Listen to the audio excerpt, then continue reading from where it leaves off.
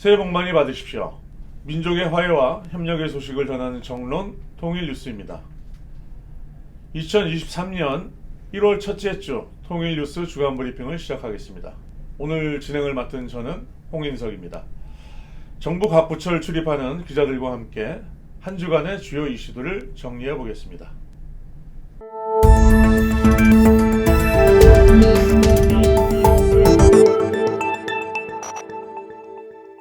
대통령실 출입하는 이광길 기자 나와 있습니다. 오늘 어떤 얘기를 들고 오셨나요? 예, 종로에서 뺨 맞고 한강에서 눈 흘기는 윤석열 대통령, 이런 얘기를 해보려 합니다. 네. 욕을 당한 자리에서는 아무 말도 못하고 뒤에 가서 불평을 하거나 엉뚱한 데 가서 화풀이 할 때 쓰는 속담이죠? 네, 맞습니다. 지난 연말로 거슬러 올라가 보죠. 네. 12월 26일 날 오전에 북한 무인기가 남측 수도권 상공을 휘젓고 유유히 돌아간 일이 있었죠. 네. 윤 대통령이 그날 아침에 개를 데리고 출근했고 저녁에는 이상민 행정안전부 장관 등과 망연회를 한 게 드러나서 안보를 중시하는 보수층까지 열폭했고요. 윤 대통령이 뒤늦게 사태의 심각성을 깨닫고 말폭탄을 쏟아냅니다. 그게 연말까지였고요. 새해 들어서는 생각지도 못한 사람한테 한 방 맞았습니다. 실효적 확장 억제를 위해 미국과 핵에 대한 공동기획, 공동연습 개념을 논의하고 있다는 2일자 윤 대통령의 조선일보 인터뷰를 겨냥해서 조 바이든 미국 대통령이 노라고 일축한 겁니다. 네, 그렇죠. 현재 보수 정권이 하늘같이 받드는 미국 대통령으로부터 뺨을 맞은 건데요. 종로가 어딘지는 알겠고 한강은 어딥니까? 보수층이 반대 세력을 제압하는 만병통치약으로 여기는 북한이죠. 정확히는 9.19 군사합의입니다. 4일 국가안보실 등으로부터 무인기 대응 전력 보고를 받은 윤 대통령이 북한이 다시 이같이 우리 영토를 침범하는 도발을 일으키면 9.19 군사합의 효력 정지를 검토하라 이렇게 지시했답니다. 9.19 군사합의는 2018년 9월 문재인 대통령과 김정은 국무위원장이 평양에서 만났을 때 양측 국방장관들이 서명한 문서죠.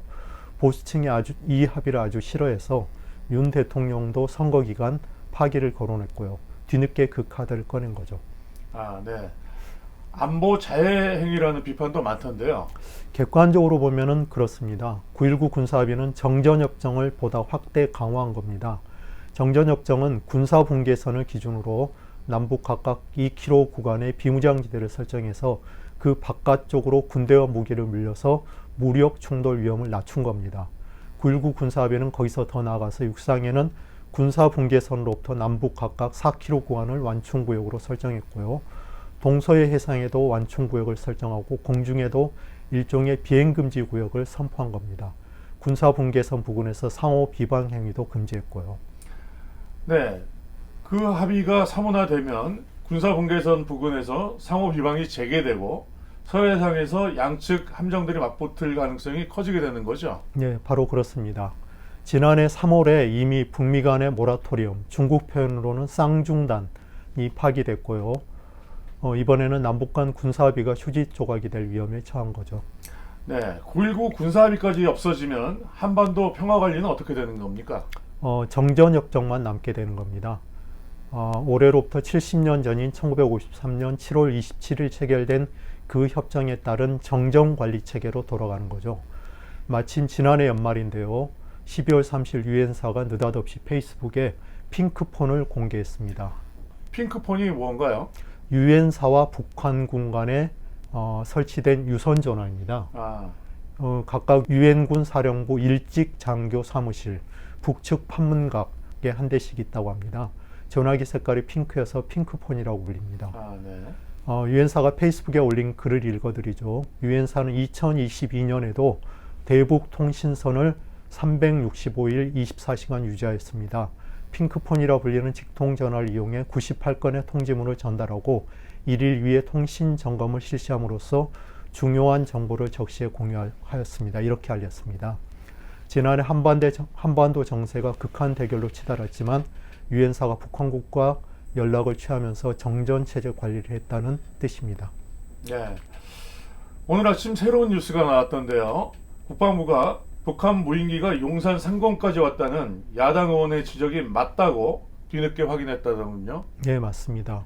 이성준 합참공보실장이 5일 브리핑에서 정무인기가 용산 상공을 지났다고 하는 대목은 사실이 아니다. 이런 식으로 답을 했습니다. 네. 그런데 여기서 사실이 아닌 것은 지났다는 대목입니다. 별도로 합참 관계자가 브리핑을 했는데요. 북한 무인기가 서울 상공에 들어왔고 용산 인근까지 온 것을 확인했습니다. 네, 야당 의원의 말이 거짓이라고 우기던 군이 난처하게 됐군요. 네, 맞습니다.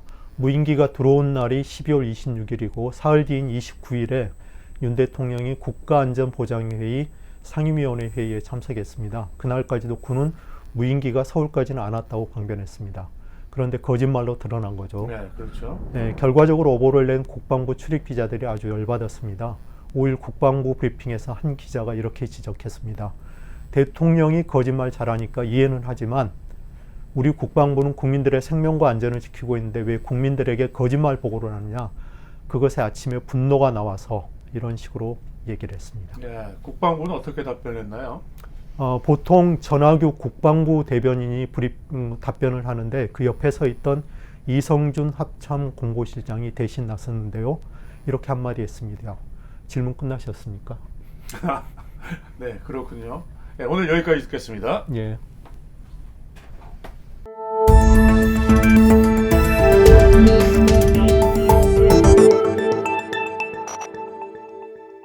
북한은 지난해에 이어 올해도 김정은 국무위원장의 별도 신년사 없이 조선노동당 중앙위원회 제8기 6차 전원회의 보고로 이를 대치했습니다. 김정은 총비서의 초강경 발언으로 새해 벽두부터 한반도 정세가 긴장 상태입니다. 자세한 발언 내용과 어떤 의도에서 나온 것인지에 대해 들어보겠습니다. 네, 김정은 총비서의 발언이 공개된 건 1월 1일입니다. 네. 작년 2022년 12월 26일부터 31일까지 6일간 진행된 조선노동당 제8기 제6차 전원회의에 대한 보도가 이날 있었습니다. 네. 이 보도 내용을 언급한 순서에 따라서 살펴보겠습니다. 김 총비서는 먼저 핵무력 강화의 중요성을 강조하면서 우리의 핵무력은 전쟁 억제와 평화 안정 수호를 제1의 임무로 간주하지만 억제 실패 시 제2의 사명도 결행하게 될 것이라고 말했습니다. 제2의 사명은 분명 방어가 아닌 다른 것이라고도 밝혔는데요. 이 선제 공격을 포함한 발언으로 해석되고 있습니다. 또 신속한 핵 반격 능력을 기본 사명으로 하는 또 다른 대륙간 탄도미사일 체계를 개발할 때 대한 과업이 제시됐다라고 했습니다. 이 신속한 핵 반격 능력이라면 통상 잠수함 발사 탄도미사일 SLBM을 가르치는 표현이었는데 이 또 다른 ICBM 체계가 무엇인지에 대해서는 언급하지 않았습니다. 이 그동안 간헐적으로 등장했었던 극초음속 미사일, EMP, 군사정찰 위성 등을 포함한 여러 요소들이 포함되어 있을 거라고 짐작됩니다. 네, 이번 발언에서 남쪽을 향해 명백한 적이라는 발언도 나왔죠? 네, 문제의 발언은 그 다음에 나왔습니다. 말씀드리면 우리 국가를 주적으로 규제하고 전쟁 준비에 대해서까지 공공연히 죄치는 남조선 괴뢰들이 의심할 바 없는 우리의 명백한 적으로 다가선 현 상황은 전술 핵무기 다량 생산의 중요성과 필요성을 부각시켜주고 나라의 핵탄 보유량을 기하급수적으로 늘릴 것을 요구하고 있다라는 건데요. 북한은 이를 기본 중심 방향으로 해서 2023년도 핵무력 및 국가 발전의 변혁적 전략을 천명했다라고 보도했습니다. 또 이 국가우주개발국에서는 현재 마감 단계에서 추진 중인 정찰 위성 그리고 운반 발사체 준비 사업을 추진해서 최단 기간 내에 첫 군사 위성을 발사할 것이라고도 했습니다. 또 2023년을 어떻게 규정했냐면 공화국 무력의 정치 사상적 위력을 백방으로 강화하는 해, 전쟁 동원 준비와 실전 능력 제고에서 전환을 일으키는 해로 만들어야 한다라고 강조했습니다. 이런 표현으로 봤을 때 2023년도에 군사적 긴장이 더욱 고조될 것이라고 하는 건 이견을 제시할 수 없을 만큼 너무 분명한 상황이 되어버린 것 같습니다. 네, 이렇게 강대강 충돌은 남북 양측의 강경 발언으로 이미 확인이 되고 있는데 실질적인 군사 조치도 있었고 심지어 9.19 군사합의 파기 검토까지 나오는 상황인데요. 예, 김정은 총비서 보고뿐만 아니라 그 북한은 12월 31일, 1월 1일 연말 연초 이틀 연속으로 600mm 초대형 방사포를 발사해서 군사적 긴장을 가시화했습니다. 네. 그 당 전원회의가 끝난 12월 31일 그 증정한 초대형 방사포의 성능 검열을 위한 검수 사격이라고 했는데요. 이 사정거리가 최소 400km로 파악돼서 사실상 단거리 탄도미사일급으로 확인이 됐습니다. 네. 이 당 전원회의가 열리는 본부청사 앞마당에서 이 초대형 방사포 기증식을 진행한 형식도 대단히 상징적입니다. 이 김 총비서는 답례 연설에서 이렇게 이야기를 했습니다. 남조선 전역을 사정권에 두고 전술핵 탑재까지 가능하다. 또 군사기술적으로 기동성과 기습적인 다연발 정밀 공격 능력을 갖추어서 장기적으로 적을 압도적으로 제압하는 핵심적인 공격형 무기다라고 평가했습니다. 네. 뭐 이런 상황이 지속되면서 윤석열 대통령이 4일날 9.19 남북 군사 분야 합의서 효력 정지 검토를 국가안보실에 지시하는 상황까지 오게 된 것이죠. 네. 북한은 왜 이렇게 상황을 강대강 일변도로 끌고 가려는 것일까요? 예, 이번 보도에서 그 강조한 부분이 있습니다. 철저히 견제해야 될 대외사업 원칙이다라고 강조한 부분이 있는데요. 네. 이 강대강 정면 승부의 대적 투쟁 원칙에서 우리의 물리적 힘을 더욱 믿음직하고 확실하게 다지는 실제적인 행동으로 넘어갈 때 대한 구체화된 대미 대적 대응 방향이 천명되었다는 겁니다. 먼저 이 국제관계 구도가 신냉전 체계로 명백히 전환되고 있다는 인식이 있습니다. 또 다극화의 흐름이 더욱 가속화되고 있다라고 국제관계를 파악하는 거죠. 이런 상황에서 국위 제고, 국가의 위상을 제고하고 국권을 수호하고 국익을 사수하기 위해서 또 지역의 평화와 안전을 위해서 이런 대응 방향이 필요했다는 겁니다. 네. 또 그 미국의 동맹 전략에 편승해서 그 우리 국가의 신성한 존엄과 자주권을 찬탈하는데 발을 담그기 시작한 나라들에도 경종을 울렸다, 이런 보도도 있었는데 각각 미국 그리고 남한, 일본을 지칭하는 거죠. 예. 그러면 올해도 이런 흐름은 계속 강화될 것이라고 봐야 되겠죠? 네, 북한은 국제관계에 대해서 조금 전에 말씀드린 대로 오래전부터 한미일 대 북중러의 대결 구도가 고착되는 신냉전 체계로 명백히 전환됐다. 또 미중 전략 경쟁에 따른 다국화 흐름이 더욱 가속화되고 있다. 뭐 이런 인식을 보여왔습니다. 네.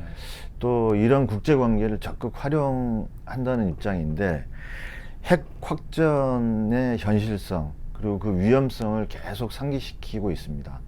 그러면서 이 핵 보유국 지위가 점차 공고히 되는 뭐 이런 핵 정치를 강화해 왔고 앞으로도 이런 흐름은 더 강화될 것으로 보이죠. 네. 이 단순하게 말하면 신냉전과 다국화 흐름은 북한으로서는 제재를 상쇄할 우호적 여건이 마련된다는 점에서 유리하고, 이 전략적 상대가 많아진, 경쟁 상대가 많아진 미국으로서는 골치 아픈 상황일 수밖에 없다고 할 수 있겠습니다.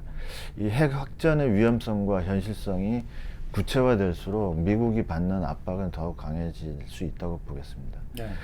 이 조금 더 긴 맥락에서 보면 현재 북미 관계가 2019년 2월 하노이 회담이 결렬되지 않았습니까? 그 이후에 대화를 멈춘 상황이 지속되면서 이 초래된 결과로 볼 수 있을 것 같습니다. 이 북한은 새로운 셈법을 제시하라고 초기부터 제의를 했던데 여기에 대해서 미국은 조건 없는 대화를 계속 반복해 왔었죠. 네. 결국 이런 미국의 대응이 북한의 핵능력 고도화를 낳게 한 원인이 됐다고 보여집니다. 그 이번 전원회의 보도에서 국방력을 실제 행동으로 전환하는 방향을 천명한 것은 지난해보다 훨씬 다종다양한 군사적 대응이 전개될 것을 예고한 것이라고 볼 수 있겠습니다. 네, 오늘 여기까지 듣겠습니다.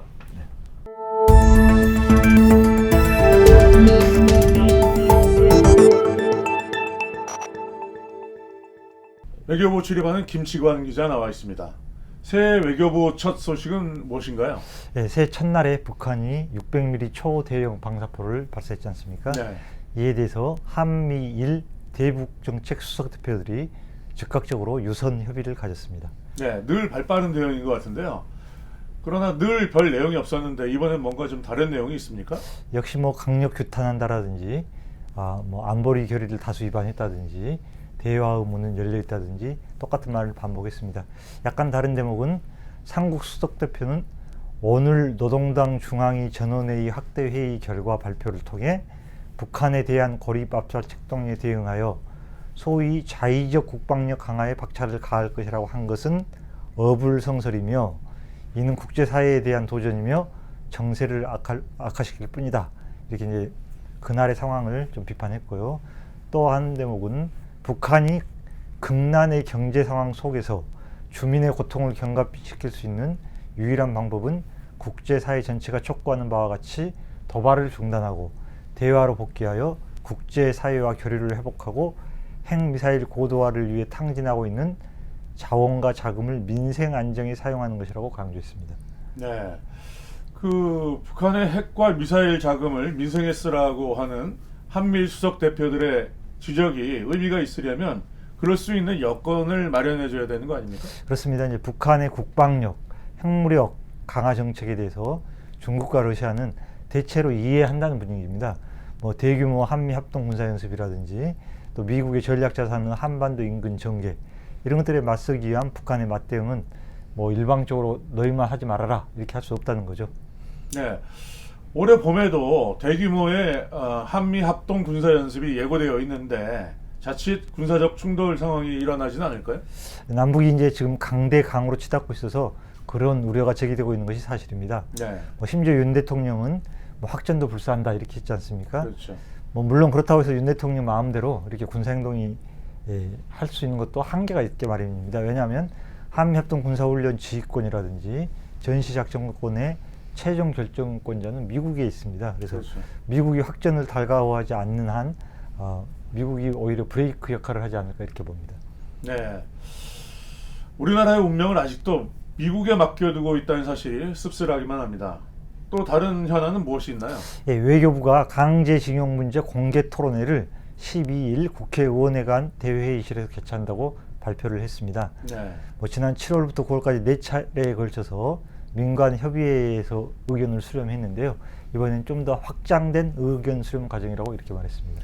네, 몇 차례 언급하셨듯이 사실상 외교부의 유력한 방안이 이미 나와 있는 상황이 아닌가요? 네, 그렇습니다. 외교부는 우리 민간 기업들이 행정안전부 산하 민간재단인 일제강제동원 피해자 지원재단에다가 기금을 출연해서 그 기금으로 피해자들에게 보상하는 방안을 추진하고 있습니다.